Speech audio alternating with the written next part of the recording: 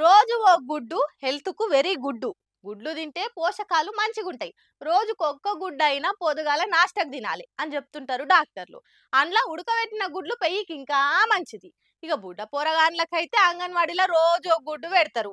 ఏం బాధలే అనుకుంటారు తల్లులు. ఇక కడుపుతోటి ఉన్నోళ్ళు కూడా అంగన్వాడీలకెళ్ళి గుడ్లు తెచ్చుకొని తింటుంటారు.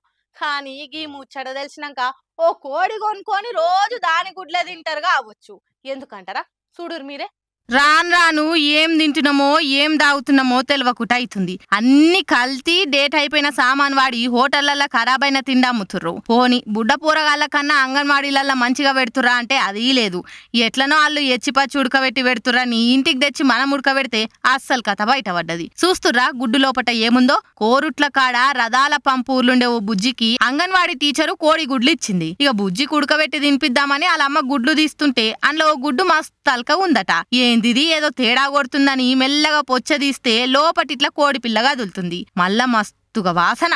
ఇది చూడంగానే జరసేపు గుండా అయినంత పనైందట ఆలకు. అంటే రోజు గివ్వే తింటున్నామా ఎట్లా? ఇప్పుడు ఉడకబెట్టినవి కూడా గిట్లనే ఉండొచ్చునా అని సవాలచ్చ డౌట్లతోటి చుట్టుపడుతున్నోళ్ళందరినీ పిలిచి చూపిస్తే నోరెళ్ళబెట్టిరట చూసినోళ్ళంతా. ఇది అందరికి ఎరకయ్యేటట్టు వీడియో తీసి సోషల్ మీడియాలో పెడితే గిర్రున తిరుగుకుంటా వైరల్ అవుతుంది. ఇది చూసినాక బుడ్డ పోరగాళ్ళు గుడ్లు తిననీకే భయపడుతుర్రు. కడుపుతోటి ఉన్నోళ్ళైతే గుడ్ల దిక్కు మర్రి కూడా చూస్తలేరు. జర ఆఫీసర్లు చెకింగ్లు చేసి అసలు ఏమైతుందో జల్ది కనబెట్టుర్రి.